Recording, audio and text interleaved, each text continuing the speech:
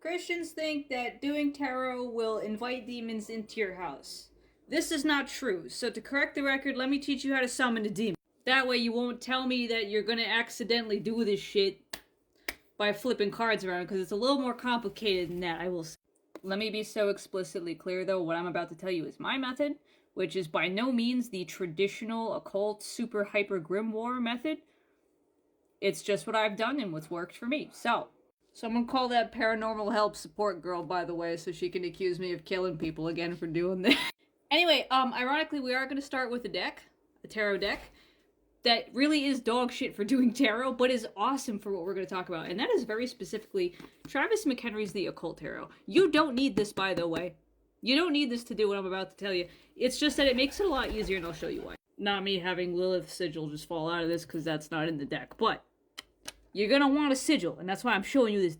Now, again, the reason I'm saying this deck's fun is because, again, dog shit for tarot. Like, doesn't have a booklet that actually tells you what the meanings of the deck are. Is really just kind of, throwing tarot cards on top of them. But they're really cool as a summoning deck because it has the picture of the demon. It has what the demon is really skilled at doing. And most importantly of all, it has that sigil on it. The sigil of the demon you want to look for. Depending on what tradition you're looking at, there's very many different ways to do this. You might need this entire fucking, mat to do Solomonic magic, which is probably, I don't know, decently protective, I guess, because the whole thought is that the demon gets stuck in that little circle in the front there, especially if you have a brass kind of object, like some kind of brass metal, like, container that you would trap the demon in to kind of browbeat it a little bit, hello Viva, into doing what you wanted to do.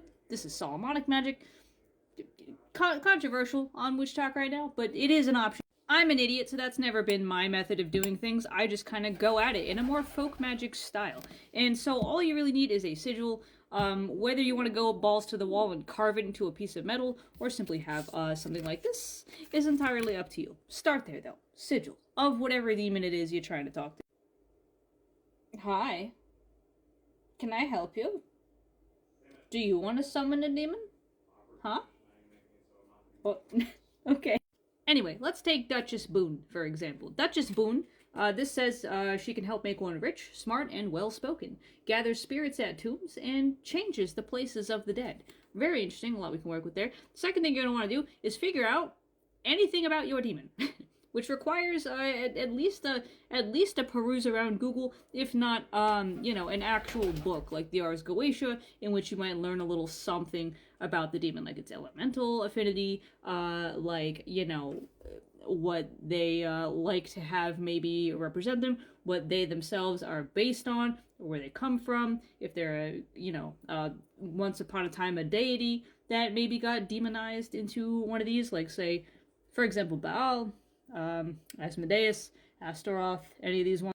And then in my way of doing this, put out stuff that represents that demon. One time I asked King Belial, who is associated with earth and power and might, to come to the table by carving his sigil into a fucking potato. Get creative. Step, I think 3 at this point. 3. Give him an offering. Something nice. Hi again. Generally, demons, unlike angels who don't really care about any offerings at all, demons do like a little something something. They don't work for free. They don't want shit to do with you if you don't have the proper decorum to do a little tit for tat. So, generally, I like to show up with something for them, maybe a little alcohol that they, based on other practitioners, testimonies, seem to enjoy, some kind of snack, something that is very well made. There's some intention and some thought and some quality to whatever it is you're offering them. If you can't afford anything super fancy, that's fine. Just make sure that the thought counts, okay? Quality thoughts. Not any bullshit.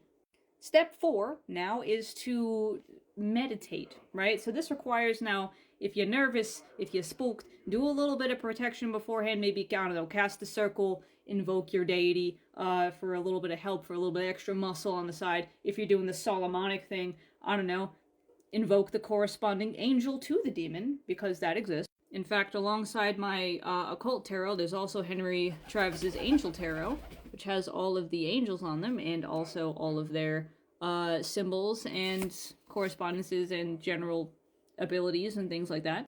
So if we're still talking about Boone or Bima, as she might be called, that would be Haya. The more you know. And then go meditate. Sink into the zone. Ask them to come around. Offer them the gift. Say whatever it is you want them to help you with. And then see what you see. Now you can use whatever divination tool you want to talk to them and get concrete answers, right? You can go ahead and use tarot or lots or whatever else to ask questions and get some insight. Maybe also to dive into a ritual later if you want and ask for their help with whatever it is you're trying to do magically. That's always an option. But for the most part, that's really it. Call with a gift in hand and be a gracious host.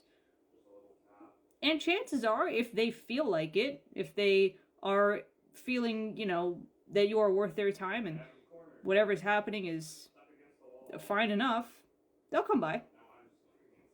Then that's really it. That's all you gotta do. Now go have fun. And try not to lose your mind if you see stuff that you're not ready for.